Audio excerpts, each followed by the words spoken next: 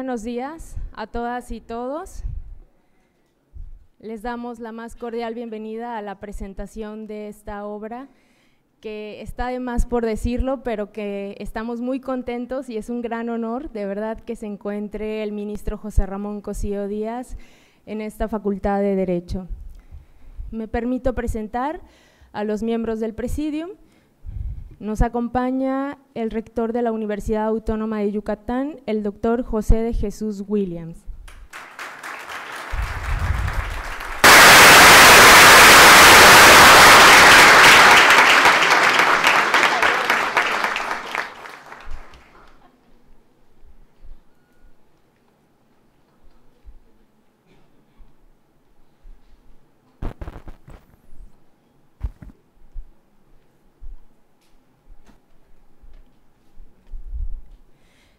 El abogado Carlos Pavón Flores, consejero en representante del gobernador del estado de Yucatán.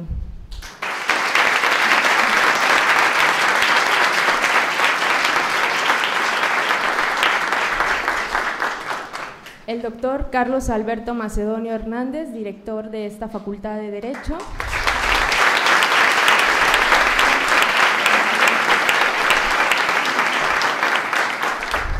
Y el doctor José Ramón Cosío Díaz, ministro de la Suprema Corte de Justicia de la Nación.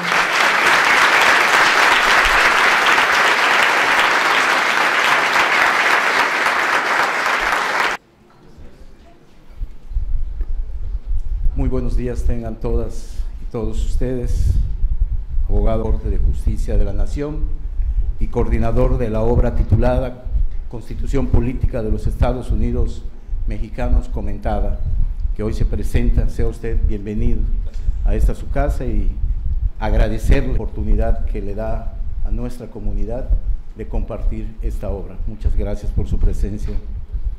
Saludo también al doctor Carlos Alberto Macedonio Hernández, director de nuestra Facultad de Derecho. Muchas gracias por la invitación, Carlos.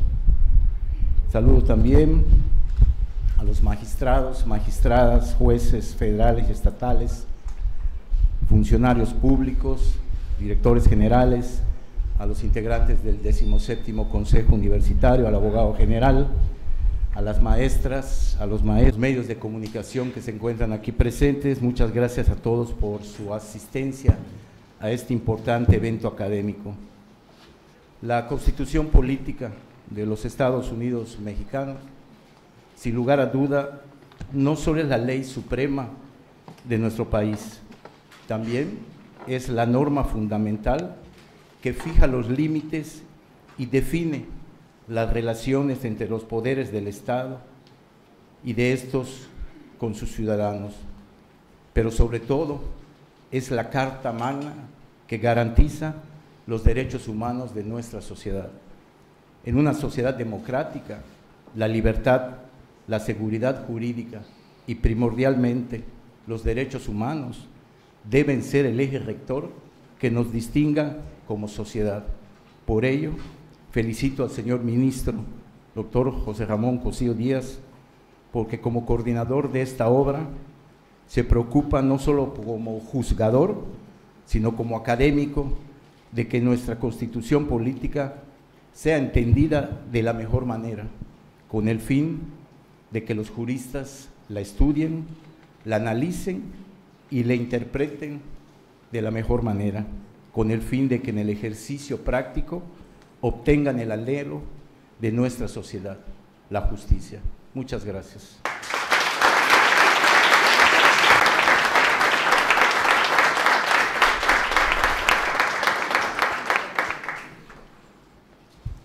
A continuación, el doctor darle las gracias por el honor de permitirme presentar esta gran obra jurídica. Agradezco también la presencia de nuestro rector, doctor José de Jesús Williams, que siempre nos está apoyando en estos eventos académicos. Gracias.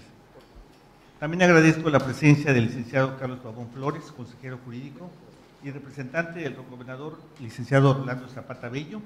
Saludo a todos y todas los presentes, magistrados, jueces, funcionarios, servidores públicos, integrantes del 17º Consejo Universitario, abogado general, Fernando Solís, maestros, estudiantes, medios de comunicación, público en general.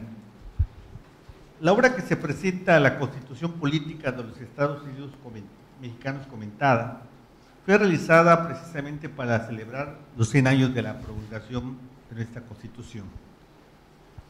Se compone de 3 tomos, consta de más de 2,000 páginas, producto académico de 140 autores, entre los que he distinguido a ministros, jueces, funcionarios académicos, lo que refleja la variedad de criterios jurídicos, lo cual enriquece la interpretación de nuestra Carta Magna. La obra, como mencioné, se compone de 3 tomos. En el primero se analizan e interpretan los primeros 38 artículos de la Constitución. En el segundo tomo, el análisis e interpretación abarcan el artículo 38 hasta el artículo 99. Por último, el tomo tercero comprende el análisis e interpretación del artículo 100 al 136. Esta obra tiene mucha relevancia. Nuestra Constitución en 1917 empezó con un humanismo socialista, hablaba de derechos sociales. Y en la actualidad estamos hablando de un humanismo liberal. ¿Y cuál es la diferencia?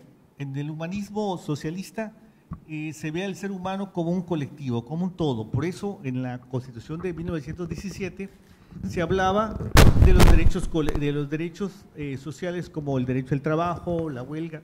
Y ahorita vemos que este humanismo que establece en esta Constitución abarca lo que es el ser humano en cuanto a esencia, como individuo. Por eso estamos ahorita en la era de los derechos humanos como algo primordial.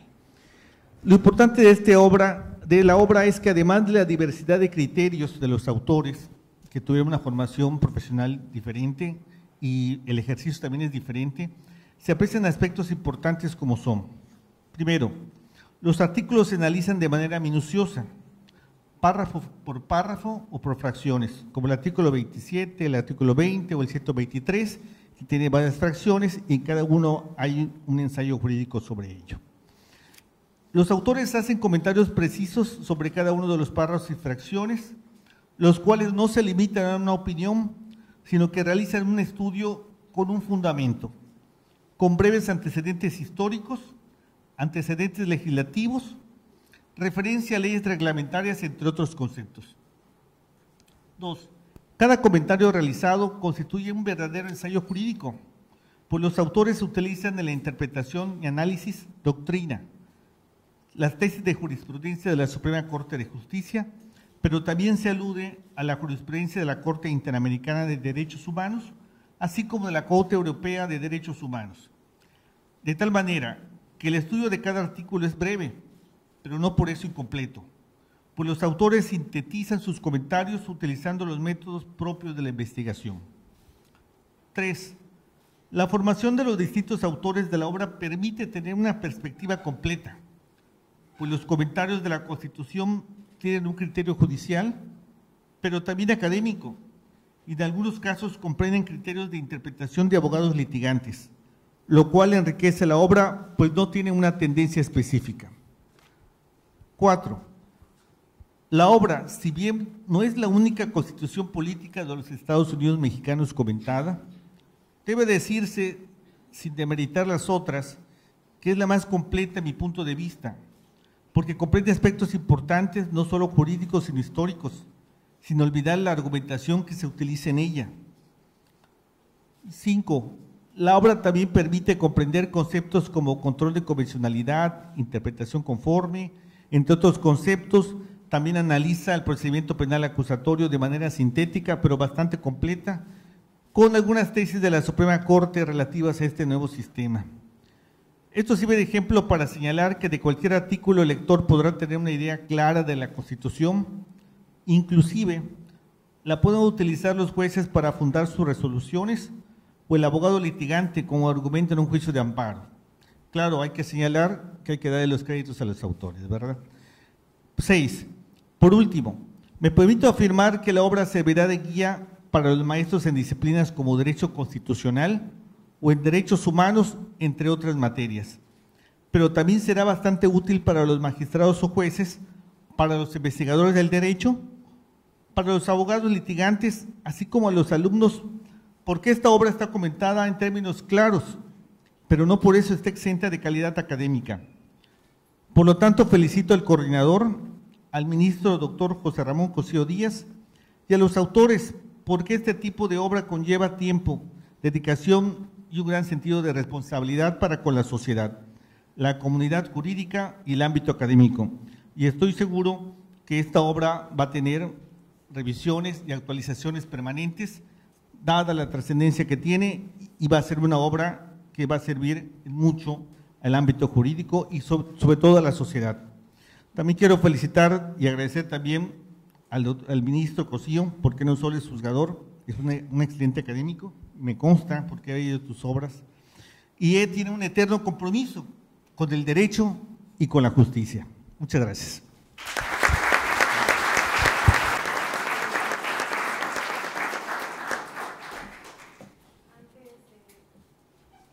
Antes de ceder el uso de la palabra al doctor José Ramón Cosío, me permitiré leer una breve reseña curricular. Revistas de divulgación y periódicos. Fue jefe de Departamento de Derecho del Instituto Tecnológico Autónomo de México durante el Colegio de Abogados del Consejo Consultivo de Ciencias, del Patronato del Instituto Nacional de Medicina Genómica, del Colegio Nacional y de las Ciencias Sociales y el Nacional de Ciencias y Artes 2009 en el campo de Historia, Ciencias Sociales y Filosofía. Además de los doctorados, distinguido residente del Centro de Derecho de la Universidad de Houston. Actualmente se desempeña como ministro de la Suprema Corte de Justicia de la Nación.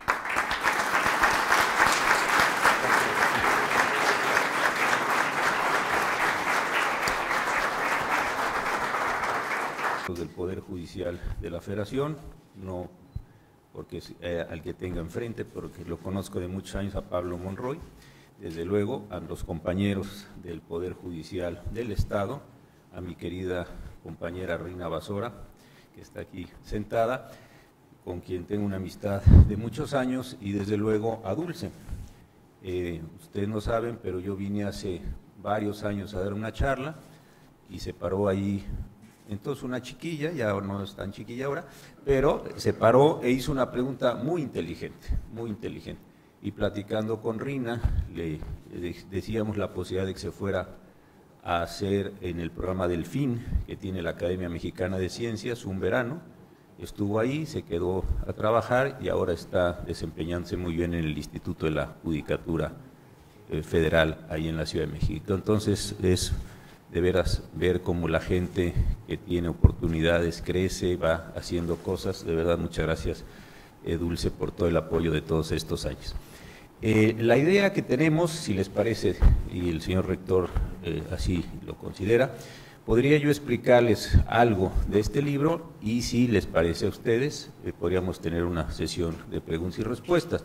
No les garantizo que todas las preguntas inteligentes signifiquen que los voy a llevar a la Ciudad de México, porque eso se da poco, pero de cualquier forma, ojalá que hagan preguntas buenas y nos pasemos un rato aquí agradable, tanto como ustedes digan. Salvador Vives es el dueño de la editorial Tirant lo Blanc, es un tipo fantástico, él es valenciano, fundó esta editorial junto con su madre ahí en Valencia. A lo mejor ustedes conocen los penalistas, a su padre es Tomás Vives, un distinguido integrante del Tribunal Constitucional, vicepresidente en su momento, y él tiene esta editorial. Él y yo hemos hecho una relación espléndida, le ayudo a coordinar dos colecciones, La Práctica del Derecho en México, son unos libros rojos que están muy bien, otro que se llama Derecho I, donde estamos explorando cosas que pueden estar relacionadas con el derecho y que no se suelen tratar dentro del derecho. Por ejemplo, estamos terminando una obra de Geografía y Derecho, otra de Arquitectura y Derecho, Patrimonio Cultural y Derecho, salió uno de Literatura, en fin, ahí estamos trabajando en varias cosas. Y otro más que va a empezar ahora sobre Historia del Derecho hispanoamericano, que está también muy interesante, pero ese todavía estamos en el proceso de arrancar. Con ese motivo y con esa relación, algún día me propuso si podríamos hacer esta Constitución comentada. Lo malo es que quería que saliera prácticamente en 6 meses, y hacer una cosa de este tamaño en tan poco tiempo no es fácil. Entonces eché mano de muchos amigos, de todos los que pude, de todos los que estaban ahí medio a la mano, hay que decirlo, y a todos les pedí como un favor personal que me ayudaran a hacer estos comentarios. Dividimos, y lo decía muy bien el maestro Macedonio, el texto no por artículos, sino por temas o subtemas o problemas que pudieran presentarse.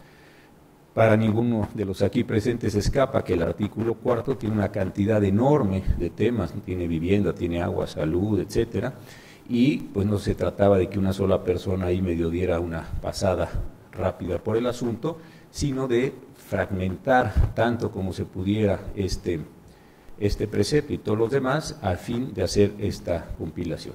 Y también lo dice muy bien el maestro Macedonio, esto se hizo con la idea de que tuviera algún sentido práctico, para que tuviera jurisprudencia, para que fuera utilizable, para que fuera realizable este texto constitucional en el sentido de norma jurídica y no simplemente una ideología política que está por ahí flotando. Entonces esta fue realmente la idea. ¿Cómo le hicimos?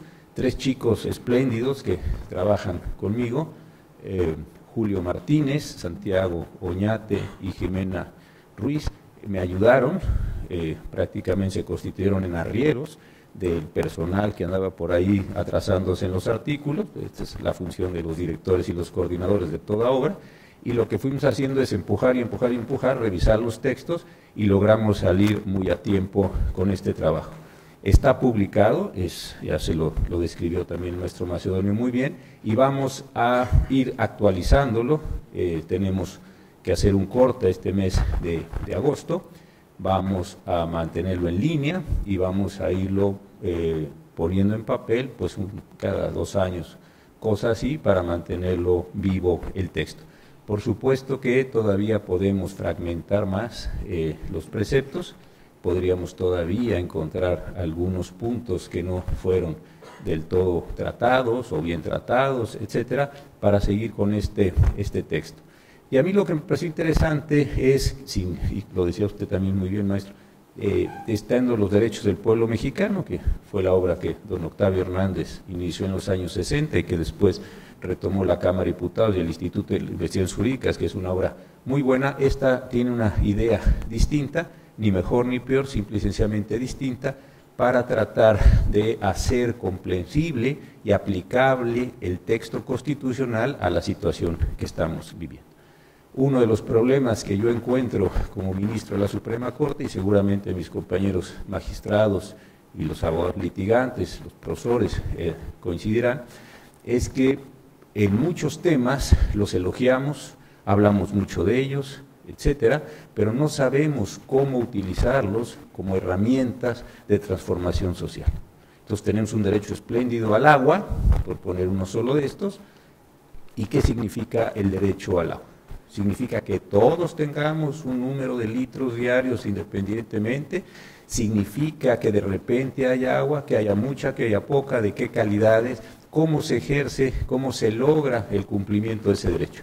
Si ustedes analizan muchos de los libros que se están escribiendo, nos hacen descripciones interesantes de los temas, nos hacen elogios espléndidos sobre los derechos humanos o sobre los pueblos y comunidades, tema que le gusta mucho y entiende mucho Pablo Monroy, que está aquí presente con nosotros, y eso está muy bien. Pero no sabemos en muchos de los casos qué hacemos con esos derechos. ¿A qué tengo yo derecho o a qué suministros tengo derecho como parte del derecho a la protección a la salud? Entonces, la idea es no estar reverenciando como tantos años a la Constitución, no hacerla un símbolo simplemente de festejos anuales o centenarios o lo que vaya apareciendo en el calendario político nacional, sino cómo hacemos que esa Constitución logre un proceso, insisto, de transformación social.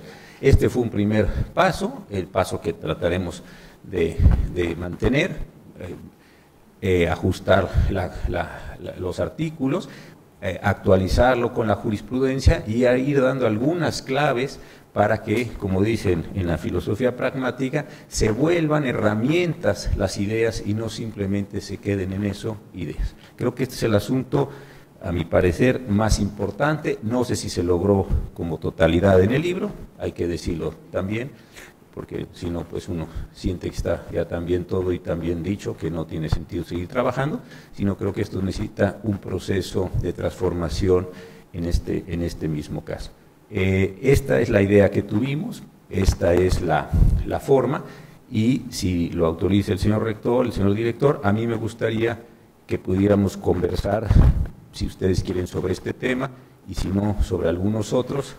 Yo de todas formas me levanté a las 5 de la mañana, pues estaría con ustedes, o sea que la desmañanada ya me la pegué, entonces no tengo ningún problema en estar aquí tanto tiempo como a ustedes les pudiera parecer y el señor rector autorizar. Creo que vale más la pena entrar, como dicen ahora, en un conversatorio, que yo estarme aquí tirando un cuento largo y contándoles cuál maravilloso es el libro que me tocó coordinar junto con estos 3 jóvenes muy entusiastas y desde luego con un grupo de autores muy gentiles, muy amables y muy comprometidos. Así es que, si les parece, dejo hasta aquí esta breve intervención y podríamos tener alguna discusión sobre los temas que a ustedes les pudieran parecer. Creo que se puede aprovechar un poco más la mañana en este sentido. Muchas gracias.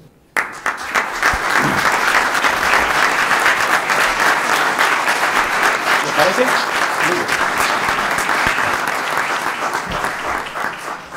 Muchas gracias, doctor. ¿Alguna pregunta? Bueno, iniciamos con alguna pregunta. Adelante. Creo, bueno, a mí como abogado litigante, con algunos derechos humanos, hablando de la Constitución, ¿cómo hacer efectiva esa justicia? Particularmente, usted mencionaba el derecho al agua. Sin embargo, hoy por hoy, es una cantidad enorme de personas que son, en mi opinión, ha habido criterios a favor, en contra, pero me parece que un tanto más en cuanto a las vías, que si es, me equivoque, creo que se ha hablado en cuanto a qué ante cómo debemos de ver a este organismo, pero lo que yo no encuentro es un criterio respecto, primero, ¿se viola o no un derecho humano? Partiendo de ello, ese sería mi cuestionamiento. Gracias. No, tiene usted toda razón. Un criterio así como tal sobre derecho humano al consumo o al flujo eléctrico, como lo quisiéramos denominar, desde luego no hay. Y esto me parece que va a suceder lo que sucede con otros muchos derechos, que es un proceso exploratorio. ¿Qué quiero decir con un proceso exploratorio? Que son casos de ensayo y error. Yo de los 15 años, yo termino ya este noviembre como ministro, lo que observo es eso. Cosas que en el comienzo del periodo en el que yo estuve podían parecer extravagantes, pensemos en el caso de acciones colectivas, algunos temas indígenas precisamente, el tema de la autoadscripción, el tema de los peritos, de traductores, de los peritajes antropológicos, en fin, todo eso que en el comienzo parecía extravagante, hoy en día es una jurisprudencia razonablemente firme, porque también hay cambios en la composición de la Corte.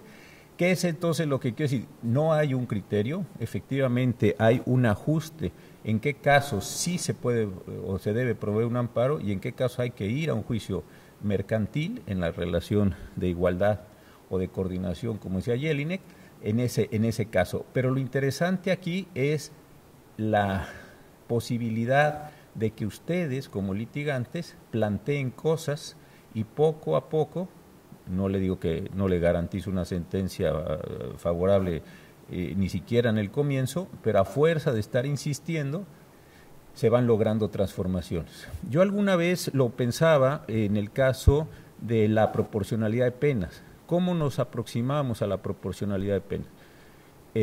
No sé si ustedes han visto una película interesante de los últimos días de Hitler en un búnker que se llama La Caída, es una película alemana muy muy importante, si no la han visto vale mucho la pena verla. Y en esa película yo tenía esta imagen, están estas personas en el búnker y se oye que cae una bomba lejos, y entonces alguien dice, esa bomba debe haber caído a 50 kilómetros de la siguiente pega a 30, la siguiente pega, y la última les pega en la cabeza del búnker, ¿no? Y a veces a mí me parece que eso va aconteciendo con el litigio. El primer caso de proporcionalidad de penas cayó lejísimos de la Corte. Se equivocaron a lo mejor en el agravio, el problema de la legitimación, ese tipo de problemas.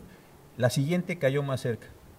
Y ahí un día va a caer una bomba, tomando esta analogía, exactamente en el centro del edificio. Entonces mejor vamos preparándonos para ver qué es proporcionalidad y cómo otros países, caso colombiano que lo hacen muy bien, maneja la proporcionalidad de penas.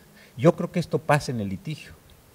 Entonces, en el tema concreto del derecho humano al suministro, en fin, como le vayamos a llamar, insisto, no tenemos todavía eso, pero me parece que es una práctica que se va ajustando hasta que un día nos hacen un planteamiento tan correcto que no hay modo de no contestar el planteamiento. Y ese día hay que decir, como usted lo dice, entramos por dignidad, entramos por algún elemento de los principios que están en la Constitución y tenemos que contestar a ese mismo punto.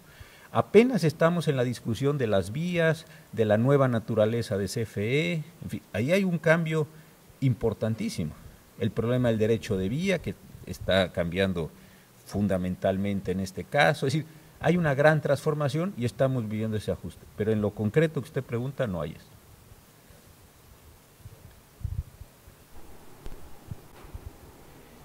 Tengo una pregunta.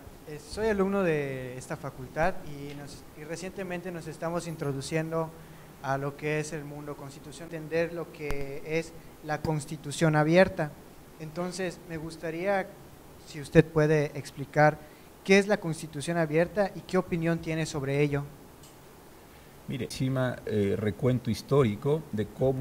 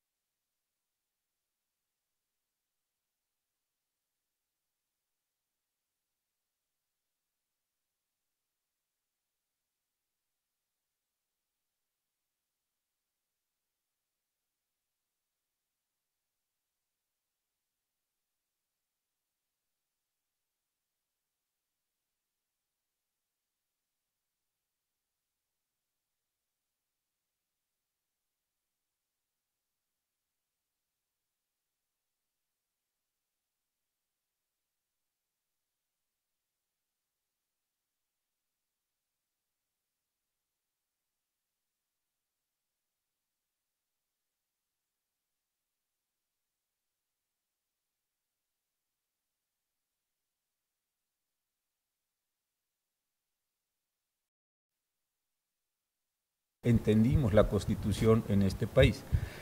Si usted analiza los textos de derecho constitucional antes de la década de los 90, el siglo pasado, desde luego, teníamos como una condición un poco esquizofrénica. Por un lado, había mucha historia constitucional, en una especie de narrativa que decía que veníamos de Cádiz, luego pasamos a la acción de 24, la de 36, 43, el acta de reformas, etcétera, como una narrativa casi evolutiva, casi así como una filosofía de la historia, una flecha que apuntaba prácticamente hacia el progreso infinito del pueblo mexicano. La mayoría de los autores no trataban al texto constitucional como norma jurídica. Esto es muy interesante de ver. ¿Por qué? Porque lo trataban como decisiones políticas fundamentales o como un ejercicio de dominación o como una flecha de la historia, insisto, en este sentido.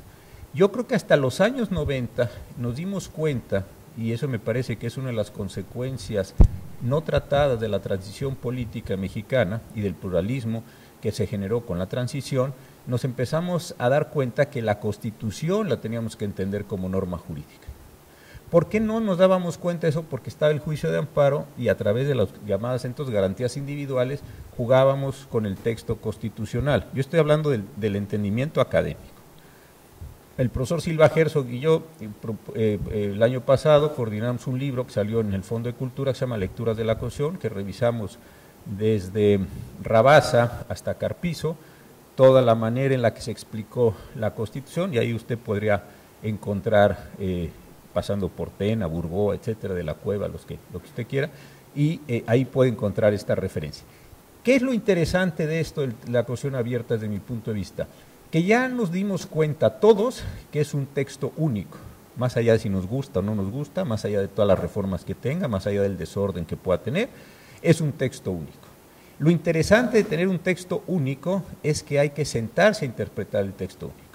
Y empieza a haber una disputa diferente, ya no es una disputa por el sentido de la historia, son disputas por el sentido de los textos. Esto es muy interesante. Ya no dice uno, a mí no me parece, bueno, es como el Evangelio, hay 4 evangelistas, hay apócrifos, pues sí hay gnósticos, pues sí hay todo eso, ya lo sabemos, pero hay 4 evangelistas y solo 4 evangelistas. Oiga, a mí me parece muy interesante el Evangelio de Santo Tomás, pues a usted le parecerá todo lo que quiera, pero eso no es un texto canónico reconocido por la Iglesia. Lo mismo pasa con la Constitución. Hoy sabemos son 136 artículos, un montón de artículos transitorios, y con eso hay que trabajar. Hay 2 formas de entender ese texto, como un texto cerrado, como un texto del que se puede extraer una gramática prácticamente, o como un texto abierto en el cual uno puede ponerle intencionalidades, subjetividades propias a la lectura que uno hace de ese texto. Si yo lo leo en clave de derechos humanos, pues entenderé una cosa. Si dentro de los derechos humanos lo entiendo en clave liberal, pues entenderé una cosa. Si lo entiendo en clave democrática, es otro resultado. Si lo entiendo en clave social, es otro resultado. Lo interesante es que estamos disputando textos. Y al disputar textos, estamos disputando sentidos. Y estamos disputando formas de ejercicio político y de convivencia política. Este me parece que es lo más importante hoy el día del texto. No se vuelve trivial, no es decir, ¿qué decían en Cádiz? Pues mire usted, si lo quiere usted traer desde allá, o desde la Carta Magna inglesa, o de las 12 tablas, en fin, pues eso ya es problema de usted. Pero lo que tenemos es decir, ¿qué quiere decir los derechos humanos establecidos en cualquier tratado internacional celebrado por el Estado mexicano? ¿Qué es tratado? ¿Es lo mismo tratado que instrumento internacional? ¿Cómo reconozco en un tratado humano o en un tratado que no tiene una vocación en principio de ser de derechos humanos? Claro, si hablo de la convención, pues ya sé que la convención es de derechos humanos, pero si hablo de tratado de aguas México-Estados Unidos, o abro el TLC con los Estados Unidos, ahí hay un derecho humano. ¿Cómo lo reconozco? ¿Cómo lo aplico? ¿Cómo lo articulo? ¿Cómo lo coloco? ¿Me explico? Empieza a haber ahí sí ya una disputa por los textos, por el sentido de los textos. Y eso me parece que es importantísimo en términos de convivencia política, porque tenemos un solo texto que todos tenemos que sentarnos a leer. Y ahí sí me parece que el sentido de lo abierto de las lecturas pues es muy importante en ese sentido. Aquí había una pregunta antes, el doctor Rubén Sánchez Gil. Mexicanos ante un elevador, ¿no? Bueno, mi pregunta es muy sencilla y la hago particularmente debido a la presencia de jóvenes estudiantes de Derecho con quienes he tenido en diversos cursos oportunidad de platicar de la interpretación constitucional de la Suprema Corte, de la labor de los ministros en particular y bueno, estos temas que nos ocupan en el ámbito constitucional. Mi pregunta es concreta en este sentido. ¿Cuáles han sido los principales retos que usted ha superado como juez constitucional e intérprete definitivo de nuestro país? Gracias. No sé si debía agradecer la pregunta o no, porque está muy complicada contestarla, pero por cortesía voy a decir que muchas gracias por la pregunta. No, a ver, son varios. Yo creo que el primero es un tema que el ministro, muy querido don Guillermo Ortiz Mayagoita, como saben, presidente de la Corte, planteaba, y también lo hacía con el ministro Gudiño, y decían que el primer deber del juez constitucional era la ingratitud. Y este sí me parece que es un asunto muy importante, la ingratitud. ¿Por qué? Porque para llegar a ser ministro tiene uno que estar en una terna que hace el presidente de la República. Y después necesita tener una mayoría calificada del Senado. No sale uno con un partido político solo. Entonces, es necesario que haya un apoyo de los políticos, de los representantes populares. Y me parece que ese es un tema muy serio, de tomárselo así, pues con independencia de quién me propuso, hay que ser ingrato. Y de quienes me aprobaron. Eso me parece que es un asunto central. Otro asunto que es muy complicado, y no creo que sea función de los ministros, a lo mejor tenemos más exposición, porque creo que es un problema de todos los jueces. En los ministros creo que se aumenta por la visibilidad de en la que estamos, es el problema de combatir o de ajustarse a los juicios paralelos, a los juicios de los medios, a los juicios de la sociedad, a los juicios de la opinión. Este es un asunto también muy complicado. Parece trivial, parece menor, pero no lo es, y sobre todo no lo es cuando uno empieza el cargo. Hoy en día pues ya casi uno ya ni se interesa de lo que dicen de uno, pero al comienzo es un proceso difícil y a veces es doloroso, porque si uno dice, o los medios empiezan, raca que raca, o las redes, que si uno vota A es liberal y si no es conservador, y uno dónde se quiere colocar, es decir, ahí hay una parte compleja, ¿no? Ese es un asunto, insisto, que con el tiempo puede tranquilizarse, pero nunca acaba de desaparecer. Un tercer problema es el manejo del volumen, aunque parezca que no. Yo el otro día hacía el cálculo con mis compañeros de la ponencia, que es el grupo de trabajo que tiene cada ministro, así es como se denomina. Calculamos que tenemos, de cuando llegamos, ahora ha aumentado el 100% el trabajo. Estábamos sacando 7,000 asuntos más o menos por año, y ahorita estamos sacando más o menos 17, hasta un poquito más. Ha aumentado aquello bárbaramente. Creo que es un problema de un ciclo, el ciclo, digámoslo así, de derechos humanos. Todo el mundo pregunta cosas a cuento de los derechos humanos, porque las teníamos razonablemente resueltas a la luz de las garantías individuales, pero hoy la gente vuelve a preguntar cosas que hace muchos años no preguntaba. Otra vez está la gente preguntando sobre costas judiciales, ¿no? Y si las costas satisfacen no sé qué cosa. Eso, cuando yo llegué, ya la gente no preguntaba, porque eso ya estaba, digamos, resuelto. Y hoy, oye, las costas en relación con la convención, bueno, cada quien plantea lo que quiere, y pues, para eso estamos, para resolver. Entonces, un tercer problema es como el aspecto gerencial de la función. Es un reto muy complicado, porque pues, la gente también quiere no solo que se le resuelva bien, sino que se le resuelva pronto. Entonces hay un aspecto gerencial en esto. Y después, dos cosas más.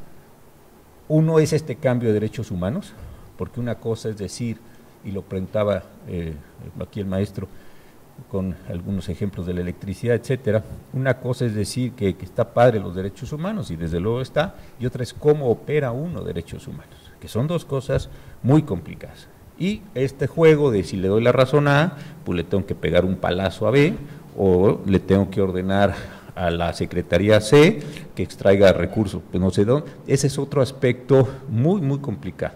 Y uno último, que no es trivial, es entender el problema, no jurídico, el problema que uno tiene enfrente. Por ejemplo, vuelvo al caso del agua, no todos los que estamos aquí, y yo estoy entre ese grupo de los que no, sabemos, por ejemplo, qué es recarga de mantos freáticos, pongo un ejemplo simple, o qué es estas pruebas de CRIS para eliminar partes de la cadena de ADN y luego sustituirlas. Eso no lo sabemos todo. O tampoco nos queda claro a todos si una píldora al día siguiente impide la unión entre el espermatozoide y el óvulo, o impide que el óvulo fecundado se fije en el endometrio o se separe del endometrio. No sabemos todos los que estamos aquí, el doctor desde luego sí, pero él lo sabe, porque esas son, ahorita estuvimos platicando de lo que hace, pero los demás tengo la impresión de que no. Entonces, ¿qué sucede en este caso de jueces constitucionales? Uno tiene que atreverse a salir a preguntar a quien sí sabe, que le conteste la pregunta concreta, correcta, para con base en esa información, no es derecho, poder tener una solución correcta. Por si no dice uno disparate y medio y después pues salen unas sentencias todavía más disparatadas y luego soluciones espantosas y lastima a uno muchas personas, muchos intereses, mucho. Ese es un tema central. Yo encuentro esos tres asuntos. Y uno último, que yo creo que es también bien complicado, es el de la consistencia.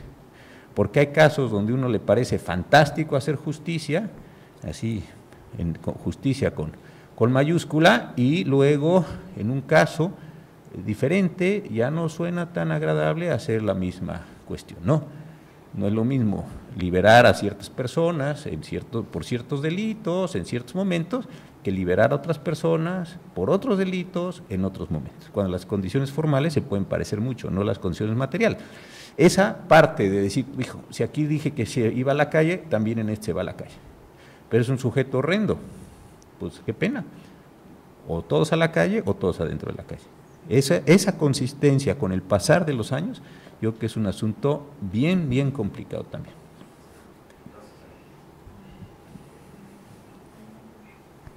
Artículo por artículo, agrupar temas, subtemas y lo que se deriva. Sí. Y que en el concurso para hacer esta obra, que creo que sí lo es, pues usted es un paladín de la interdisciplina, no cabe duda. Al escuchar su currículum es básica para que las decisiones judiciales estén más sustentadas en evidencias que en intuiciones. El procedimiento va acompañado de evidencias científicas, pues la sentencia tendrá un mejor resultado.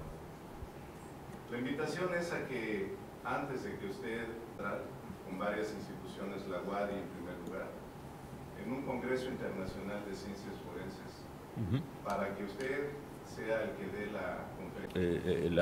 la pregunta y por el comentario. Les cuento de la ciencia forense y tomo 3 minutos porque creo que es un asunto bien interesante. Cuando estaba de rector, se lo comentaba al maestro Macedonio hace un rato, cuando estaba el doctor Narro de rector de la Universidad Nacional, tuve la posibilidad y el gusto de ayudarle a generar la licenciatura de Ciencia Forense en la Universidad Nacional dentro de la Facultad de Medicina. Ellos la pusieron en Medicina, así está el asunto. Y hemos estado trabajando con ellos. Le decía yo al maestro Macedonio que Zoraida García Castillo, que está ahí al frente, trabajaba en la Suprema Corte, es la directora, y hemos constituido una red buenísima de medicina o de ciencia forense, más que medicina, de ciencia forense en el país. Yo creo que la universidad, si le parece al señor rector, a todos los aquí presentes, pues yo creo que vale mucho la pena, porque hay fondos CONACYT, llevamos publicados 3 libros, empezaron con cosas muy generales, está en la colección esta de Derecho y de Tirán, la que yo les decía, unos libros naranja, con cosas muy generales, y después lo que hemos tenido ya son, digamos, aproximaciones muy específicas. Tuvimos un congreso que a mí me pareció fantástico y además muy interesante y muy divertido, en el sentido bueno de la palabra divertido, porque más que nosotros, los juzgadores, poniéndonos a decir cosas que nos parecieran muy interesantes, trajimos a químicos, físicos, médicos, etcétera. Y les hacíamos preguntas muy concretas. Ejemplo, a ver, señor don químico, ¿qué es el rodizonato y tal? Muy bien. ¿Y esto qué? ¿Y cómo? A ver, ¿ya acabó usted? Sí. Entonces, muchos compañeros magistrados penales listísimos, varios de ellos, le decíamos, a ver, señor juez, señor magistrado, señor litigante, señor profesor, lo que sea, si lo que el señor don químico o don físico, lo que sea, dice es correcto en términos científicos, ¿qué valor, qué función tiene dentro de un proceso penal? No me cuente usted la historia de lo que usted entiende, contésteme a partir de lo que este señor acaba de concluir en esta mesa. Salieron unas conclusiones fuertísimas. Muchas de las pruebas con las cuales estamos muy cómodos, pues no tienen ningún valor científico de nada. y la seguimos practicando y practicando y practicando, y estamos todos encantados creyendo que así se puede hacer. Entonces sí hay una aproximación completamente diferente que me parece que tendríamos que hacer y generar desde luego interdisciplinaridad.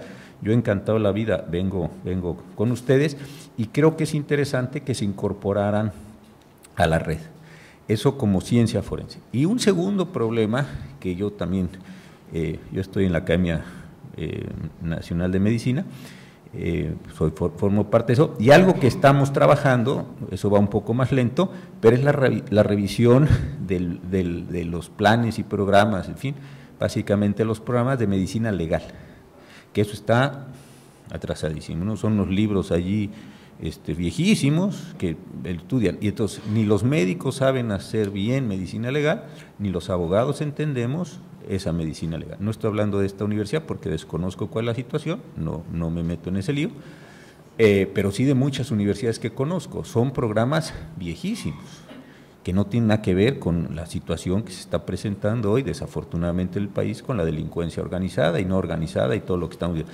Entonces sí es necesario también en ese sentido invertirlo. Y algo que vemos, y ustedes aquí también seguramente lo están padeciendo, es este enorme problema de la necesidad de darle un valor, un sustento a todo el sistema probatorio en los juicios orales. Se están cayendo un montón de cosas, porque claro, son intuiciones que con presunción de inocencia por una parte y con un abogado razonablemente listo, pues están echando abajo esto y estamos generando una condición donde no se está sancionando a personas que a lo mejor, no me pronuncio más que de eso, a lo mejor tendríamos que estar sancionando. ¿Por qué? Porque no hemos podido levantar el otro lado de la ecuación en la parte científica. Entonces, de testimoniales, pues está muy complicado andar mandando gente a la cárcel, ya lo sabemos todos, y confesionales frente a un juez que se da cuenta si viene golpeado, no, en fin, torturado, etcétera, pues va a estar muy complicado. Entonces sí hay necesidad de valorar esto de ciencia forense en general, medicina legal o forense en particular, y yo encantadísimo, de verdad, lo que yo puedo hacer. Y segundo, en este libro no se nota tanto este choque de lenguajes porque le dimos, digamos, a cada quien un pedazo, no hubo disputas, digamos. A alguien le diéramos derecho a la vivienda, pues ese se tiró su cuento sobre derecho a la vivienda o a la salud o lo que sea. No hay esa disputa, pero sí me queda claro lo que dice el magistrado Pablo Monroy, que hay una disputa muy importante de textos y de sentidos. Les cuento una historia que a mí me pasó en ese sentido. Cuando salieron los acuerdos de San Andrés Larrainza, todo el mundo decía que aquello no tenía ni pies ni cabeza, en fin. Yo me puse a trabajar, hice un documentazo de 70, 80 páginas, ya ni me acuerdo, tratando de encontrar que sí había racionalidad en los acuerdos. Luego, de hecho, se hizo un libro que publicamos con José Roldán, amigo de Rina y mío ahí en el posgrado, y con el actual ministro Fernando Franco, de hace muchos años, de ese libro que se publicó en Miguel Ángel Porrúa. Lo interesante de esto es que sí había un discurso completamente distinto y que había que entenderlo. Yo lo entendí mucho leyendo este libro de gente de costumbre y gente de razón, es un libro del siglo que está en siglo XXI, me parece importantísimo, de Bartolomé, exactamente. Y ese libro me pareció a mí esencial. Cuando yo estaba en el ITAM, invité a mucha gente de antropología a que viniera a trabajar los temas, en fin, y fue una forma de decir lo que dice el magistrado Pablo. Estamos hablando de cosas completamente diferentes. Y si uno no tiene la capacidad de decir, voy a leer lo que ellos producen para entender lo que ellos quieren decir y después yo poder decir cosas, pues entonces se hace o un diálogo de sordos o, como pasó en aquellos años, ya no nos acordamos, casi toda la profesión decía que nos íbamos a una balcanización si permitíamos que el EZLN generara zonas autónomas o regiones, porque en ese momento estaba muy poco claro qué es. Entonces la respuesta de la profesión fue, pues este país se va a balcanizar si aceptamos que estos señores hagan cosas que no caben ni en la federación, ni en los estados, ni en los municipios. o en las delegaciones municipales o como se llame en cada estado. Yo creo que ese fue un momento importantísimo y empezó, insisto, hoy parece trivial esto, teniendo un artículo constitucional como el que tenemos, pero en ese momento sí estaba una parte importante de la profesión, gente muy conspicua de nuestro lado, prácticamente aterrados, así como que esto ya se separó y esto ya se fue. Entonces, ese sí es un asunto central y otra vez pasa por la lectura, por el interés, por la curiosidad, que a veces simplemente es curiosidad, es decir, yo sí tengo que entender lo que están diciendo estos señores, o al menos tengo que tener, yo creo que con esto ya sería bastante, la humildad de decir, yo no estoy entendiendo lo que sigue. Yo llego hasta aquí, hasta este borde de la mesa, lo demás me es desconocido, tengo la sospecha que esto es economía, o esto es química, o esto es física, o esto es veterinaria, etcétera, y a partir de aquí tengo que preguntarle a alguien que me diga algo sensato para que con esa respuesta yo empiece a construir cosas. No me va a decir la respuesta jurídica, esa yo la tengo que saber, estaría bueno que el perito le dijera al juez lo que tiene que hacer, pero sí decir, hay algo que yo ya estoy entrando a un mundo que no conozco, y eso en caso de antropología me parece que es central, porque es lenguaje. Doctor, me comentan… El Estado Social de Derecho, que lo ha reconocido sobre todo la primera sala, pero ni siquiera aparece en alguna tesis del semanario judicial. La pregunta es, más allá de lo que se ha dicho, esa práctica de la Corte, y lo segundo es, ¿qué retos tenemos para hacerlo realidad? Desde el régimen, la resistencia al régimen fiscal, el tema de política pública, ¿qué es lo que obliga al Estado frente a este día del Estado Social de Derecho? Sí, yo la impresión que tengo del derecho, como artículo 1.1 de la Constitución española, o de la misma expresión en la Constitución alemana, es que fue una fórmula de relativo consenso. ¿Por qué? Porque si nosotros revisamos cómo nace el constitucionalismo, digamos, moderno, hay una tensión bien importante en el origen entre democracia y liberalismo. No es verdad, yo en eso creo que está bastante bien demostrado históricamente, que son orígenes idénticos, yo creo que son diferentes. Hoy los hemos asimilado y nos parece que son parte de lo mismo, pero en el origen, si yo soy, y lo voy a poner con un ejemplo simplísimo, si yo soy liberal puro, a mí me da igual lo que resuelva la democracia. Si yo soy demócrata puro, me da igual lo que postulen los derechos. Que se tuvo que llegar a una fórmula de compensación, de transacción, de acomodo, que está muy bien, tan así que nos parece lo mismo. Pero cuando empiezan las demandas sociales, digamos, segunda mitad del siglo XIX, y después, sobre todo, un poco en el periodo de entreguerras, ahí el componente social es muy fuerte, porque el componente social, así entendido puro, tiene una enorme penetración o una distorsión del elemento liberal, porque el Estado me va a decir a mí lo que tengo que hacer para reparar la condición de los que menos tienen. Entonces, la fórmula Estado Social y Democrático de Derecho me parece que trata de acomodar tres cosas y generar como una narrativa distinta para administrar el texto. Entonces, esa es mi impresión. Ahora, lo tenemos en México, sí. ¿Por qué? Porque la Constitución tiene los tres componentes.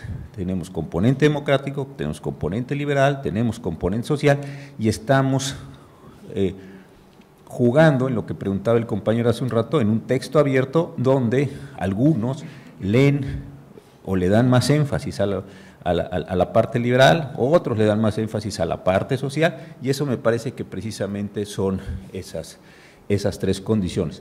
Es verdad también que la Corte, no lo hemos dicho así como criterio general de política o de estructuración, sí me parece que está dicho en algunas tesis, justo la de mínimo vital, etcétera, donde se puede observar esa misma tensión entre estos elementos. La segunda parte, aquí voy a ser un poco anticlimático. Yo tengo la impresión de que si seguimos pensando que todo se va a resolver por la vía de derechos humanos y por la judicialización de derechos humanos, no vamos a resolver mucho. Yo no sé cuántos servicios médicos se dan en el estado de Yucatán al día, como parte de la seguridad pública, de la seguridad social. entre el IMSS, entre el ISSSTE, entre los hospitales, entre el Seguro Popular, etcétera. Pero deben ser un número muy grande. ¿Cuántos de esos pueden ser litigables? Poquititos. Entonces, creo que seguir pensando que la realización de los derechos humanos pasa por su judicialización, me parece que estamos incurriendo en un espejismo. Creo que lo importante de la prestación, voy al caso de la salud, es que la administración preste buenos servicios de salud, con independencia de la judicialización, porque no todos vamos a ir, porque nos ponen una inyección mal o nos hacen ahí cualquier iatrogenia o lo que sea, no vamos a ir a demandar judicialmente el caso.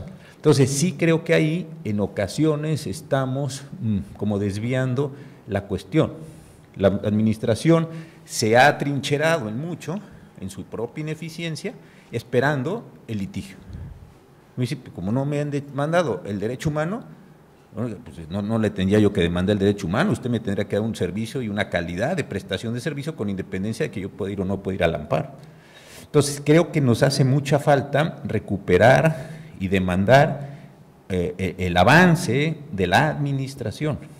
La administración está muy descuidada en este país, muy descuidada, como objeto de reflexión, como objeto de tratamiento y como trato. Cada vez hay más órganos, está más fragmentada, hay una parte muy compleja del funcionamiento de la administración pública en el país.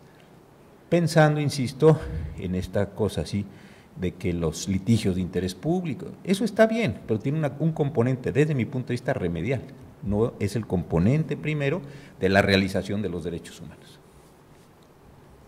La siguiente pregunta.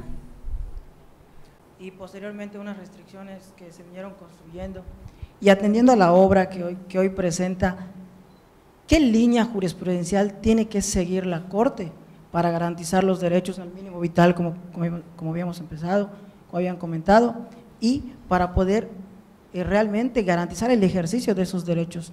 Porque tal parece que después de la reforma vinieron ciertas jurisprudencias que en un momento se pensaba que la Corte había hecho un cambio de paradigma, ¿no? Porque realmente así se llamó, y posteriormente las puertas de la Corte se cerraron otra vez. Entonces nos quedamos en un limbo. Mi pregunta… Este jovenazo también estuvo en la Suprema Corte en un verano y también tuvo una muy buen aterrizaje y hizo una tesis muy buena, que me da mucho gusto saludar. El interesante es esto, efectivamente, después de la reforma del 11 entró en vigor, etcétera, vino el caso Radí, etcétera, yo creo que tuvimos un momento espléndido de realización del principio pro persona, sobre todo en dos sentencias. Los casos no son muy extravagantes ni muy llamativos, pero no por eso menos interesantes. Uno fue un traslado de presos de Zacatecas acá a Veracruz, y ahí lo que nos preguntamos es, ¿qué resulta más protector, el 18 de la Constitución o la Convención? Y la respuesta fue, el 18 de la Constitución es mucho más potente que cualquier otro precepto del orden internacional. Entonces, como si fuera esto un tema de objetos físicos, yo es la representación que tenía en la cabeza, en ese caso dijimos, aplíquese el artículo 18, porque para el traslado de presos, que significaba el regreso de los presos que lo habían llevado a Veracruz, a Zacatecas, era más protector. Muy bien. Después hubo un caso, que es acá de Campeche, sobre trabajo con servicio a la comunidad. Ahí aplicamos la convención porque el 21 constitucional dice muy poco sobre sanciones administrativas, etcétera. Entonces, fue el caso. Ahí yo creo que estábamos generando una doctrina muy buena. Ese es mi punto de vista. Después vino el problema de las restricciones. Entonces, sí que diga la Constitución y no cuando diga la Constitución, etcétera. A mí ese problema de esas categorías no me gusta, porque lo que empieza siendo una excepción acaba siendo regla. Y esto casi siempre funciona así, si uno ve y lee historia del derecho. Lo que empezó siendo una cosa muy menor, al rato se come todo lo demás. Por ejemplo, esto lo tienen en el caso de delincuencia organizada, ¿no? Teníamos, es que, si quieren que no hablen, pues nomás díganme, pero no me corten, eso no está bien. Señor rector, ¿qué pasa? No, y entonces lo que empieza siendo una excepción acaba siendo la regla, y eso es muy peligroso, porque lo ven con delincuencia organizada. Primero eran los malos, malísimos, y después las categorías delincuentes empiezan a aplicarse, y al rato estamos todos metidos en una categoría muy semejante. Ese me parece que es un problema muy serio. ¿Qué debiera hacer? Yo creo que más que la Corte, debía ser una exigencia de todos, que regresáramos a tomarnos en serio el principio de pro persona. Y el principio de pro persona nos puede gustar, no nos puede gustar, podemos estar más a favor o no, pero es lo que dice el texto constitucional, y dice que es lo más ventajoso para el sujeto, pues lo más ventajoso para el sujeto. Yo creo que si se recuperara esa línea argumentativa, pues entonces sí podríamos tener un más amplio desarrollo en esta parte de los derechos humanos. Con esta última intervención cerramos.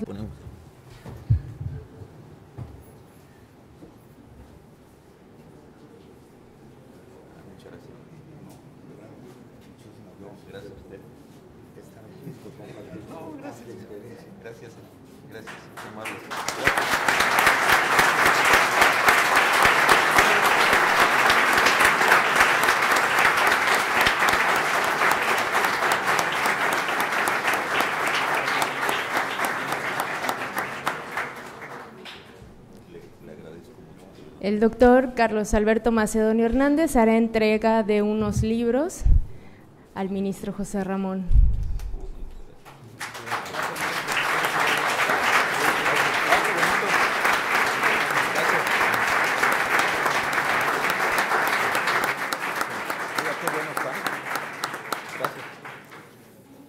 Agradecemos a todos su interés y su presencia, y al doctor por estar con nosotros. Gracias. Oiga, gracias, están padres. Muchas gracias. No, al contrario, excelente. Llegando. ¿Su opinión respecto a la ley? No puedo, porque eso me castiga la ley orgánica del Poder Judicial si adelanto criterio.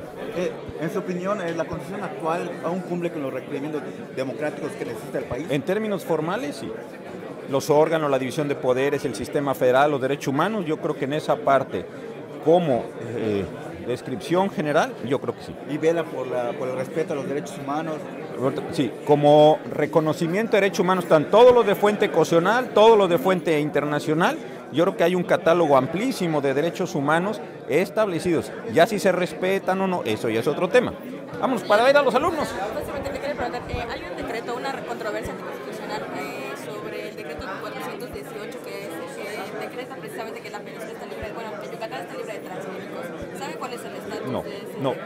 Que está en la segunda sala, a nosotros no nos ha tocado. Sé que la segunda sala está eso, pero tampoco. Es que no me puedo adelantar de criterios. Pregúntenme de historia. ¿No se debe cambiar? No, sí, eso es otra cosa. Usted me preguntó si tiene cosas, sí, eso sí. Ya si se debe cambiar, esa es otra cosa. No me cambie las preguntas, compañero.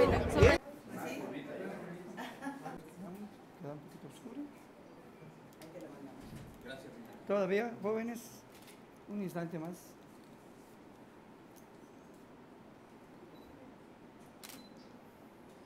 Tienen que ver a ver el pajarito que se sonríen. Una más.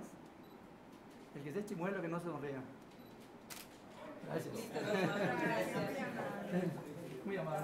Gracias al ministro y al señor rector por acompañarnos en esa actividad de diálogo jurídico. Y acá, pues, con la presencia del ministro, ¿pueden ustedes hacer alguna pregunta, algún inquietud relacionado con el Voy a preparar una pregunta. Ya hemos mencionado un poco los retos que tuvo, más bien que tuvo como pues constitucional, y mi pregunta es, en casos como el amparo en revisión 517 de 2011, en el caso de Flores Garcés, el archivo Yaqui.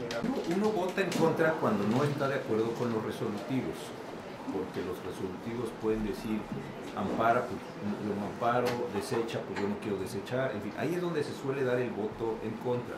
El voto concurrente, que es lo que usted plantea, otros le llaman aclaratorio, es cuando uno está de acuerdo con los puntos resolutivos, pero no está de acuerdo con parte de las consideraciones que sostienen el sentido de la sentencia. Entonces, los asuntos que usted dice, por ejemplo, me parece así. En el caso del uso de la marihuana, que es el más reciente de los que menciona, la razón del voto es esta. La nueva ley de amparo dice que hay que señalar no solo los efectos, sino uso de expresión, los efectos, las consecuencias, me parece, utiliza dos expresiones. Entonces, a mí me parecía que en ese caso, siendo un tema tan delicado de la marihuana, debiéramos darle indicaciones, sobre todo a la Secretaría de Salud y a la COFEPRIS, para que hicieran un conjunto de cosas adicionales a simplemente otorgar los permisos, porque si no, pues el asunto no está bien construido. Segundo, entrar a un tema tan complicado como el libre a un tema tan complicado desde el libre desarrollo de la personalidad resulta muy difícil. ¿Por qué? Porque yo podría pensar que otro tipo de cosas son necesarias para el libre desarrollo de mi personalidad y eso no necesariamente va a ser algo aceptado o algo conveniente, etc. Entonces ahí había una discusión también en ese mismo sentido. Entonces, ¿por qué se hacen esos votos? Porque uno no acaba de estar completamente en caso. El asunto de Florante C, ese es más complicado, porque yo sí estaba de acuerdo con los puntos resolutivos, para, posición para, pero yo decía que debiéramos haber hecho lo que hacemos, o lo que seguimos haciendo en todos los casos, que es ordenar la reposición del procedimiento. Ella no venía en un juicio oral, un juicio todavía, digamos, anterior, o esperamos verlo.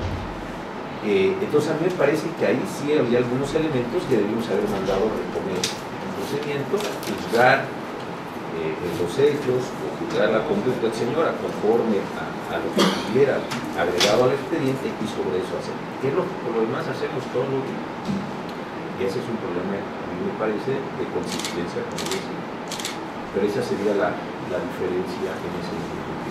Y lo que es importante también de los votos concurrentes son dos cosas. Uno, no quedarse uno atrapado en una decisión con la que después uno no va a coincidir en un conjunto de casos. Eso es muy importante. Y la otra es, en muchos casos también, impedir que se constituya jurisprudencia. Si uno no está de acuerdo con el criterio, al emitir el voto concurrente, aclaratorio, es decir, yo no coincido en nada con las razones que están fundando la sentencia, entonces uno, lo digo en un plan deportivo, revienta la mayoría necesaria para efectos de que no se pueda constituir jurisprudencia y no sea un criterio obligatorio para otros tribunales. Esa es una función que tiene que hacer el voto, digamos, disidente, tradicional, una discusión. Muchas gracias. Yo tengo una pregunta, como un catedrático de Derecho, como un impulsador de toda esa nueva teoría. Gracias a ustedes se pudo conectar las ciencias de manera holística junto con el derecho. En este sentido, también junto con la sociología, doctrina que usted estuvo también estudiando dentro de Europa, y a partir de su comienzo, desde los años de la ley de la seguridad interior, por el cual se han promovido más de 10 controversias constitucionales por los diferentes estados y municipios, sabemos que al respecto usted no puede emitir ningún criterio conforme a la sociedad, y en caso de manera holística, ¿cómo podría realizarse todo ese estudio? Mire, un compañero de los medios me decía la misma pregunta, una compañera por lo demás disquísima, porque le buscaba, muy lista, la debían de invitar de litigante en la escuela, muy lista, pero no me pronuncié. Yo creo que el asunto es complicado entrar desde el lado de la sociología o de una comprensión general del fenómeno de la delincuencia, pues eso sí, cómo se están moviendo las Fuerzas Armadas, qué cosas están pasando, eso sí, pero a mí me parece que son preguntas muy concretas. Primero, preguntas de carácter competencial. ¿Puede el ejército moverse por el territorio nacional? ¿En qué casos sí? ¿En qué casos no? Yo tengo un voto que no voy a contestar la pregunta porque en mi razón no puedo. Yo tengo un voto que dice, tomando el texto de la Constitución, que es igual al texto de la Constitución de los Estados Unidos, en tiempos de paz las Fuerzas Armadas no pueden hacer más funciones que la que tengan exacta conexión con el ciclano. Entonces a mí me parece que esa condición se rompe en la Constitución solo en tres casos: la suspensión de derechos del 29, la declaración de guerra del 76 y del 89 y la consideración por parte del presidente de la República, que está comprometida la seguridad interior del país, y con un decreto específico, fundando y motivando, que en el 2016 tampoco tienen dando las condiciones, movilizar al ejército, pero con un mandato específico bajo condiciones específicas. Fuera de eso, yo no creo que se pueda movilizar al ejército, no si tiene un voto único al suelo en esa misma condición respecto a asuntos de fuero militar. Pero para llegar a esa conclusión no necesito, la verdad, mucha sociología ni mucha ciencia. Se puede movilizar o no se puede movilizar en términos de tres categorías. Muchísimas gracias. Estas tendencias que surgieron sobre la restricción para la protección de los derechos humanos. Y la segunda pregunta va más enfocada a ¿cuál es su opinión acerca de la... En la del caso Radilla, yo creo que fue bien interesante. ¿Por qué? Porque fue la primera solución que se dio después de la reforma del 11. Esa me parece su esencia. Y dos, un tema que estaba, aparecía y desaparecía en la jurisprudencia, que era la parte del control difuso. Ese me parece que fue el elemento esencial. No dijimos nada nuevo sobre control concentrado. Control concentrado, pues es amparo, controversia de acción. Eso no tenemos. Importante fue cuando dijo, ese control concentrado se puede hacer por vía de, o mejor, aplicando criterios de la COSUELO de los tratados internacionales. Ese tuvo ese pequeño apunte. Pero yo creo que lo más valioso de la sentencia fue decir que en este país todos los jueces pueden llevar a cabo un control difuso de constitucionalidad y de convencionalidad. La tercera, que se perdió por un voto, es el carácter obligatorio de las decisiones tomadas o dictadas por la Corte Interamericana en los casos en que el Estado mexicano no sea parte. Esa también, pero esa se perdió por un voto. Entonces no alcanzó a tener una condición, digamos, obligatoria para estar en ese sentido. Yo creo que esas son las tres partes importantes. Y en el caso de las restricciones, yo eso trataba de explicar. A mí esa parte que lo observo, no solo por el trabajo que hago, sino también por el interés de leer cosas de historia del derecho, etcétera, que donde se introduce una excepción, las excepciones suelen irse apoderando de la totalidad del caso. Hay un libro muy interesante que se llama Los juristas del horror, los juristas del horror, los jueces del horror. Es de un profesor alemán que revisa cómo se hace toda la digamos, la operación por parte de los tribunales de las doctrinas nazis, básicamente toda la doctrina que se dictó en Nuremberg, no en los juicios de Nuremberg, sino las leyes de Nuremberg. Y lo que es muy interesante es que él descubre relativamente pronto esta idea de por qué se acusaba a las personas, y era porque no simpatizaban con el régimen. Evidentemente ninguna ley tenía esto, no es decir, se castigará al que no simpatice con un Führer o lo que sea. Pero lo interesante de ese libro es que va mostrando pequeños casos a lo largo de toda Alemania, aquellos años, donde se iba aplicando esto. Y esa pequeña doctrina luego fue haciéndose más grande, porque prácticamente cualquier persona que se considerara que no era favorable al régimen, a lo mejor no ponía una bandera, a lo mejor no saludaba, lo que fuera, acabaron metiendo un montón de gente a la cárcel porque no. Ese es un buen ejemplo de cómo una expresión se va quedando. Ahorita, por ejemplo, tenemos una discusión muy complicada sobre todas las formas de detención. Estamos en flagrancia, cuasi flagrancia, cuasi flagrancia, y entonces empieza a ser algo que al final uno dice, esto ya se está moviendo de una forma muy complicada. Y se empieza a ir, y de repente esto se fue, y ya no hay modo de volverlo a restringir. La forma en la que se suele restringir es, desde luego, haciendo un cambio legal o haciendo un cambio constitucional. El caso que tenemos bien paradigmático es pues, la división de poderes. El presidente de la República no puede legislar más allá de las causas del 29. La Corte de aquellos años volvió, a pesar de que decía esa explicación, volvió a decir no, sí se pueden emitir leyes bajo el uso de facultades extraordinarias para legislar. Tuvo que venir una segunda reforma para decir, en ningún caso, salvo del 130, entonces se hizo así. Tuvo que haber dos reformas para frenar jurisprudencialmente esto.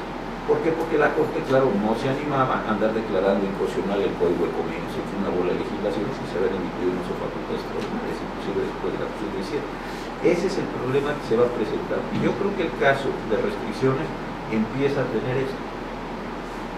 Porque empiezan a es como hierba esto, empieza a cundir la restricción, donde no se veía de repente más y de repente un montón de restricciones. Esa es la parte que a mí me resulta muy preocupante. Mire, a mí, a mí no me gusta decir bloque de constitucionalidad por una razón, es la razón de la que se inventó esta expresión es una necesidad que tuvieron los franceses. ¿Por qué? Porque la Constitución francesa se compone del texto actual, más el preámbulo del anterior, más la Declaración de Derechos del Hombre y del Ciudadano. Entonces, ellos sí necesitan tener ese conjunto. Yo no me gusta la expresión porque encuentro que los tratados internacionales no están en la misma jerarquía que la Constitución, pero es simplemente por nomenclatura y no vaya a pensar. Esto yo le llamo bloque de regularidad. ¿Por qué? Porque a partir de ese bloque hacemos el control de regularidad utilizando la expresión de Kelsen del conjunto de las normas contra las normas. Pero en fin, esas son carteras y sanjornadas. Pero lo importante es lo otro. Yo cuál creo que hoy es el reto, la verdad, el reto que más importante veo es sostener los derechos humanos, que parece trivial y no lo es. Yo la impresión que tengo, como lo he vivido, tengo ahorita tiempo, pero después, es que estamos empezando a vivir una contracción de derechos. Entonces salimos muy abiertos con el nuevo juicio de amparo, salimos muy abiertos con el nuevo sistema de derechos humanos y suavemente, sutilmente, estamos achicando el ámbito de las protecciones. Y eso se hace de dos maneras, encontrando excepciones a la aplicación de los derechos, por un lado, o limitando la procedencia de los juicios. Si usted se fija en aquellas viejas tesis de procedencia, muchas tienen que ver con los años pico del rezago. Son los años 50, ¿no? Cuando se emitieron muchas veces, que había una cantidad de asuntos en la Corte que no se podía dar. Entonces, cuando vienen picos de rezago, se empieza a cerrar la procedencia y entonces muchas cosas quedan afuera. Yo creo que ahorita, en la crisis de seguridad que está viviendo el país, sin duda lo está viviendo, no podemos negar eso, yo creo que estamos empezando a encontrar algunas fórmulas restrictivas de la procedencia. Consecuentemente, al no llegar al juicio, no me tengo que pronunciar sobre el derecho. Y cuando llegue el derecho, hay una forma de construcción de algunas excepciones. Esto lo observo así, como intuición. Tendría uno que sentarse y pues, correr el lápiz y empezar a hacer alguna cosa. A lo mejor tapar una tesis de licenciatura de ustedes, una tesis de maestría de ustedes, puede ser eso un buen tema. ¿Cómo se está impidiendo? Digo, la forma son dos. O restringo la procedencia, o restringo el derecho por la violación. Entonces, ¿cuál es el problema que yo observo en esto? Es en una crisis de seguridad sostener derechos humanos.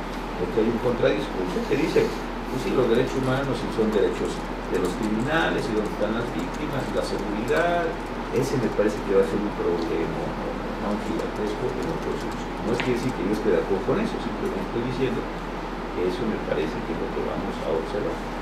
Entonces ya ni siquiera es amplíen, ya porque lo mantengamos, ya me parece que va a ser una conquista en términos históricos, porque no es por la ideología judicial, esto es así, simplemente es una observación de lo que creo que puede pasar. Tiene México respecto a todos estos estándares, tratados internacionales. Mi pregunta está enfocada hacia los derechos económicos, sociales, culturales y ambientales. Y este dilema que estaba, por ejemplo, en la Corte Interamericana de que no son justiciables a un ambiente sano, es un derecho autónomo. Entonces, ¿cómo impacta y cómo cree usted que tenga, cómo impactan los criterios, por ejemplo, de la Suprema Corte?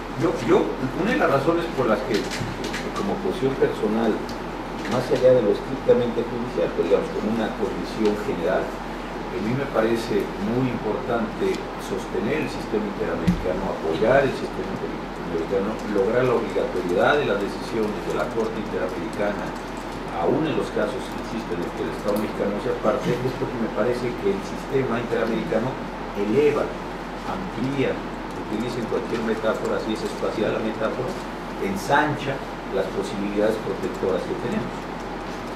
Si ellos dicen que el recurso efectivo es A, B y C, pues mismo que uno no diga que eso es recurso efectivo, para poner un caso sumamente simple. Y decir, bueno, pues eso es lo que estos señores dicen allá en Costa Rica, pero acá nosotros en la Ciudad de México, eso cada vez es más difícil.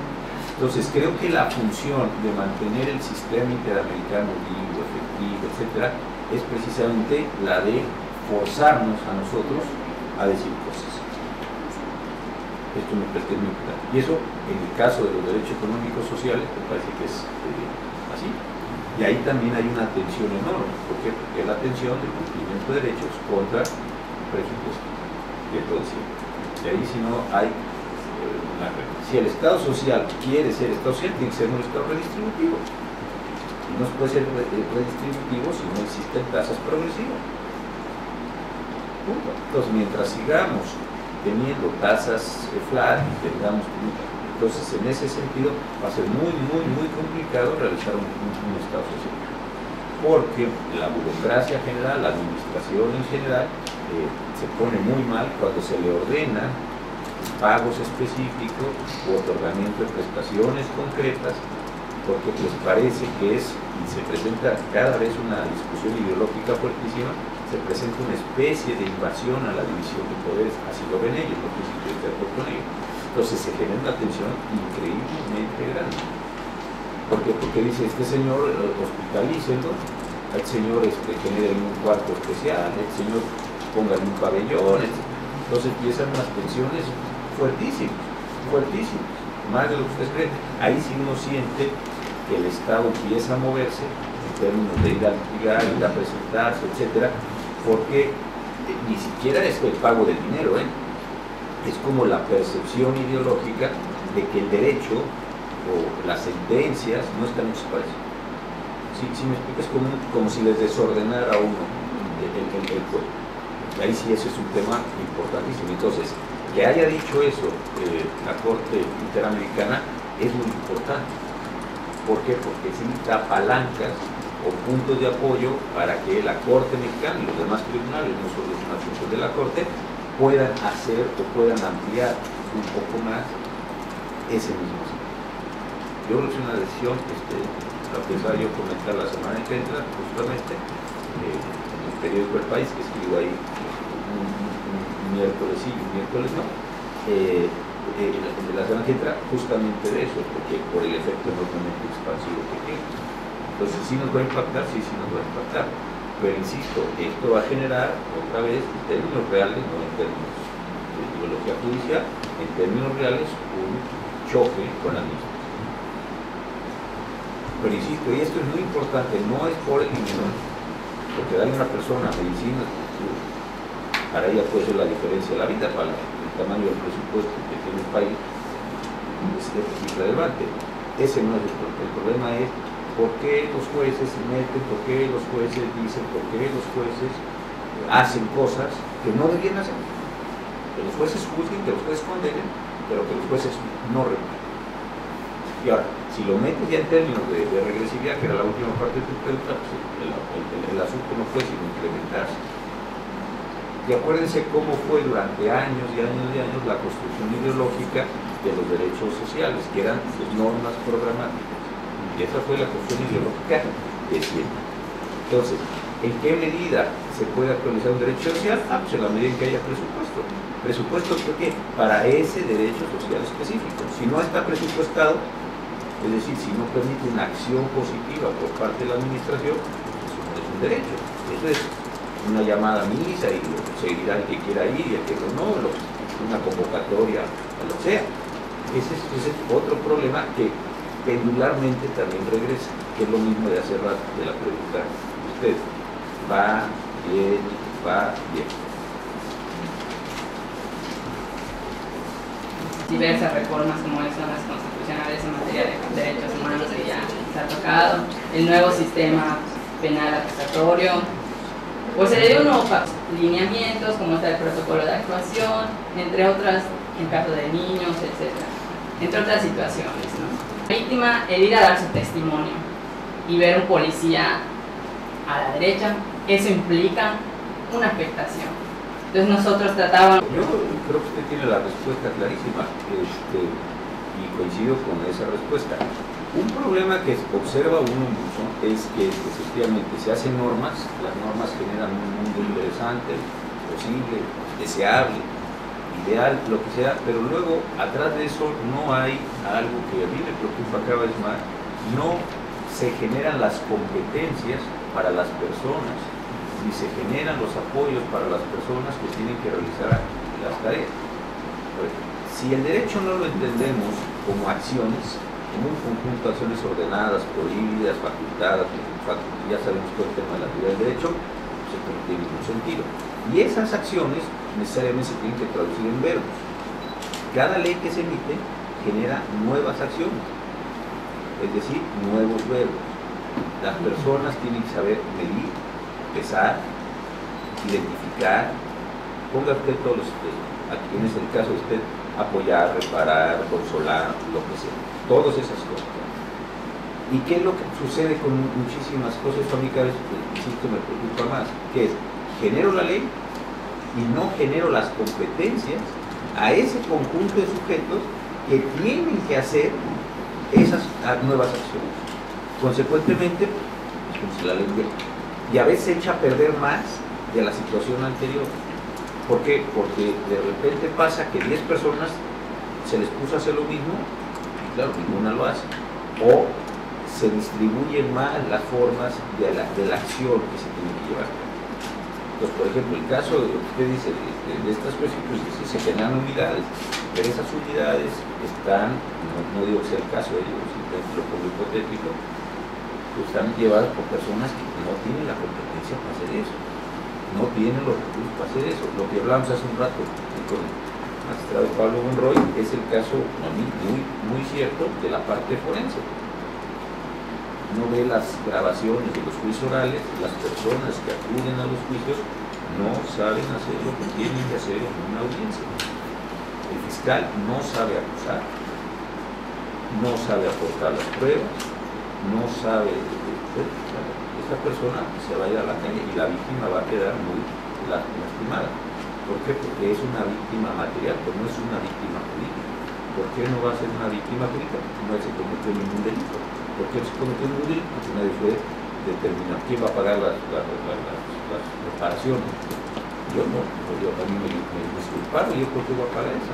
Entonces, empieza a ser todo un proceso de competencias humanas en muchas cosas, y no es solamente de lo forense, son montones de cosas que uno dice, ¿cómo es posible que se haya resuelto? ¿Cómo es posible que se haya hecho así? Y digo algo, no estoy desde luego en contra de esto, digo así, pero sí me parece importante. Yo creo que en el pasado, más allá de si me gustaba el régimen priista o no, había un cierto servicio civil de carrera, cierto. Una gente entraba a la edad de ustedes una Secretaría de Estado, iba a ir subiendo, más o menos se mantenía, ¿no? Hoy existe servicio civil con nosotros, los militares, los marinos, las relaciones, Hacienda y el Banco de México, no mucho más. Lo demás es un cambiadero de gente cuando se van, etc. Ustedes vean cómo se forman los cuadros de Hacienda, de Banco de México, etc. O de relaciones son personas que llevan muchos años en el servicio. El resto de las secretarías de Estado que hablan a nivel federal, yo no conozco la experiencia aquí, son personas que llego yo como presidente de la República, los mismos ustedes como secretarios, ustedes nombran sus secretarios, los secretarios del director, y es un que me llega el otro y se va y se va. Entonces también ahí me parece que hay un problema, no de democracia, desde luego que no, pero sí hay un problema de déficit en el manejo de la gestión de los asuntos públicos. Y eso tiene que ver con lo que usted dice. Y después, ya que están adentro, nadie los capacita. Yo no sé cuál es el salario promedio de un policía aquí en Yucatán, pero en la Ciudad de México, digamos, en el país es de 8,000 pesos, con educación secundaria y todas las cosas.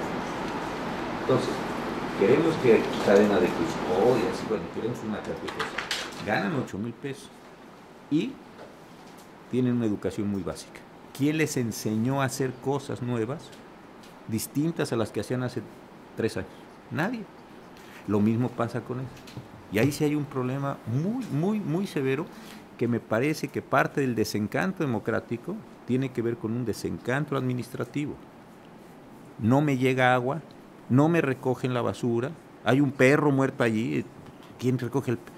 Me explico, esa parte me parece que hay un desencanto que tiene mucho que ver con esto que usted dice. Sí soy víctima y tengo derechos y que aquí nadie me consuela, nadie me repara, nadie me entiende, nadie... Pues es una locura esto. En fin. Sí.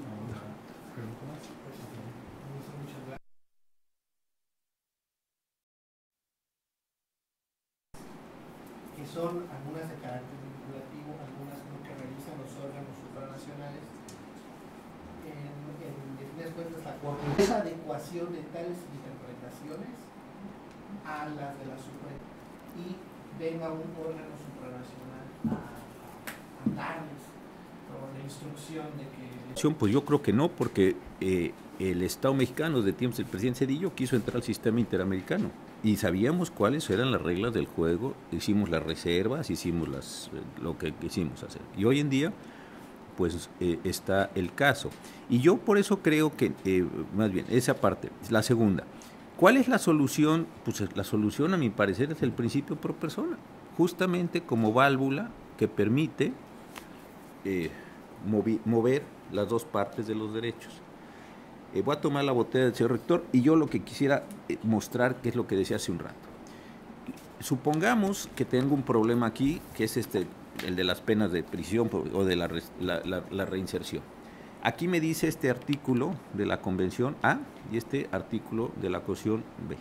Yo tendría que hacer un ejercicio, decir, ¿cuál de los dos es más protector de la situación concreta que tengo? Entonces le aplico este otro le aplico, en este sentido. Eso es lo que me parece que hace el principio pro persona. Le da a uno una posibilidad de articular, de mover, de jugar, déjeme ponerlo esto, con la parte de los derechos.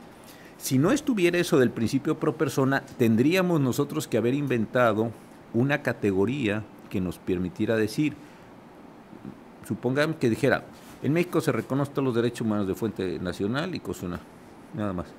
Creo que la Corte hubiera tenido que inventar algo para decir, sí, bueno, muy bien, y son unos más jerárquicos que otros, son menos jerárquicos que otros, ¿qué cosa? El principio pro persona me parece que es una solución, y además la solución estándar de nuestro tiempo histórico actual. Hace 70 años no era una solución, hoy es una solución, no sé si dentro de 100 años sea una solución, hoy es una solución, y es el principio histórico actual con el cual podemos hacer cosas en términos de derecho, primero. Segundo, si el tema de la dignidad, y ya es como consejo, le va a entrar, yo sí creo que se tiene, porque luego son test interminables, interminables, porque está uno raca con la tesis y eso no acaba. A lo mejor puede ser dignidad de la persona acotado temporalmente a la 9ª y la 10ª época, materialmente a lo mejor a un derecho a algo, porque de otra forma pues no va a acabar, y su director de test va a enloquecer. Y yo no quisiera que eso sucediera, sería una cosa muy triste. Lo podemos mandar aquí a la clínica del joven para que vaya ahí, que lo atiendan, pero va a acabar hecho un loquito el pobre señor. Yo creo que sí se puede, y sí medir y decir qué es lo que la Corte sostiene, y después sí tener una posición muy crítica, en caso de que eso sea, hacia lo que la Corte ha dicho. Y también hay algo que pasa, que es si siempre o razonablemente siempre aplicamos ese criterio o hacemos variaciones, y si es el caso, en función de qué están hechas las variaciones. Y eso yo creo que identificarlo sí es interesante, pero en un tiro de precisión. De otra forma, son horas y horas de leer, y autor, y acaba leyendo que tiene que ir a Kant, y después de Kant tiene que... y acaba en esas cosas son interminables. Yo no lo sugiero, salvo que sea un tiro así. En la materia dignidad se utiliza, y una condición crítica y ya está. Pues muchas gracias. Muchas gracias. Pues vamos a pedirle pues, al señor rector que clausure este evento académico. No, pues muchas gracias. Pues primeramente agradecerle al doctor José Ramón Cosío, ministro de la Suprema Corte de Justicia, nuevamente gracias. Su amabilidad, su tiempo y sobre todo el poder compartir su amplia experiencia con toda nuestra comunidad de la Facultad de Derecho. Y pues agradecerles a ustedes, jóvenes, yo no sé nada de derecho, la verdad, ni los míos sé, pero escuché preguntas muy interesantes. Sí, muy interesantes. ¿no? Entonces eso es muy bueno, ¿no? Creo que algo que hemos poco a poco vislumbrado y lo tocó el doctor Cosío es el poder entender que hoy en día los problemas son multifactoriales y es prácticamente y muy complicado resolverlos desde una sola visión disciplinar, ¿no? Entonces, sobre todo, ya puso el doctor Cosío ejemplos de la necesidad de poder interpretar y que otros profesionales se sumen para poder tener una mejor interpretación y posteriormente pues aplicar la parte legal, el derecho que corresponda, pero sí es algo que lo estamos mirando, estamos trabajando en el Poder Judicial aquí y hay la oportunidad de la participación de la Facultad de Derecho por el tema de la atención, sobre todo de los niños cuando vienen la parte de pues las disputas legales entre las parejas, pues no se había mirado el impacto que eso puede tener en terceras personas, ¿no? Desde el punto de vista social, desde el punto de vista psicológico, en el desarrollo de una niña o de un niño, ¿no? Entonces, pues ya implica el acercamiento de otro tipo de profesionales y no es solamente el tema del psicólogo, sino el psicólogo en su área de especialidad, ¿no? Obviamente esto lo complica, pero creo que a la vez ayuda a tener una mejor precisión y debe disminuir, no lo sé, el grado de error en el momento de tomar una decisión, un dictamen, ¿no? Pues agradecerles a ustedes y nuevamente. No, gracias. Y gracias, de veras.